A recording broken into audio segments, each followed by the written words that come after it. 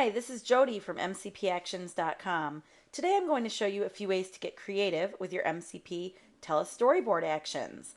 The first thing we're going to go ahead and do is build a storyboard. So we're going to select a storyboard and click play. And hopefully you've already watched my intro tutorial so you know a little bit about how to do this. The next thing we're going to do is we need to find a paper, like a scrapbooking paper, or if you've created your own pattern or your own paper in Photoshop, go ahead and go to that. So I already did that before I started the video. I actually made this using my Frosted Memories textures part of my Frosted Memories set, and started with green, added the texture, and then used a brush and brushed on some white splotches to give it a little bit more of a look.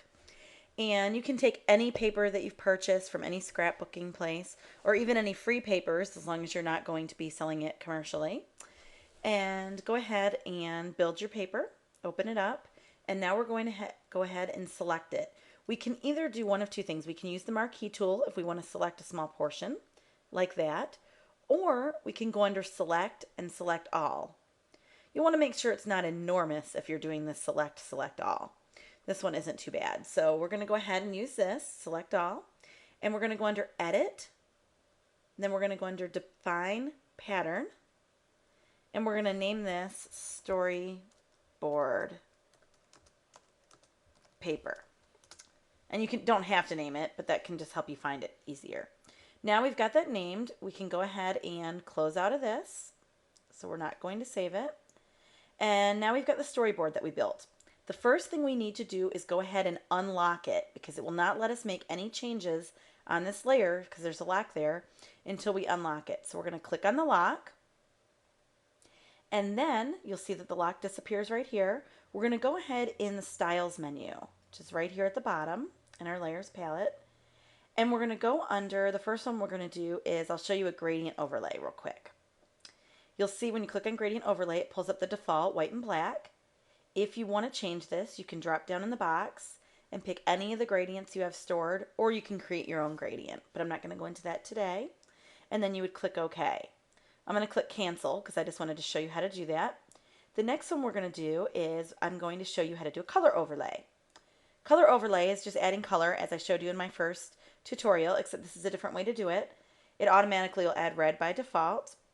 But we're going to go ahead and you can select any color. You can see me clicking around in the box, or I can go over to the rainbow right here and select any color that I want, yellows, browns, and so on.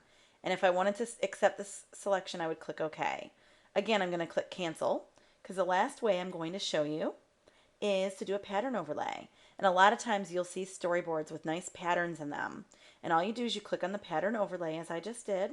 It will bring up this box.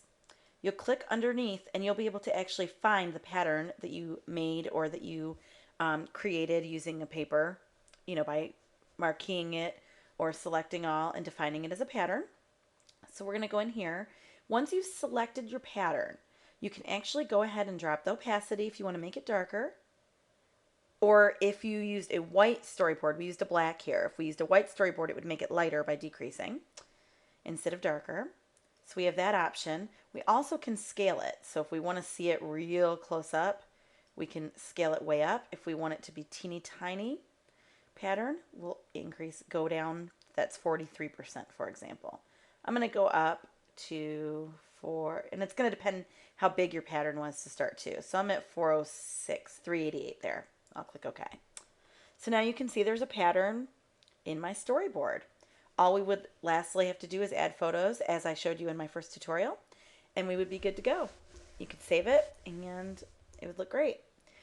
Lastly, if you want to change your borders, you can actually come in here and again do a color overlay and select your borders so they have a nice matching color or coordinated color. So if we wanted to come in here and make these a nice red or brown or chocolate kind of color, we could go ahead and do that and then click OK. There you have it. This was using CS3. A few things will change if you're using an earlier version, but the gist of it is still the same. Hopefully you learned a lot from this tutorial, and thank you for purchasing from MCP Actions. I'll talk with you soon.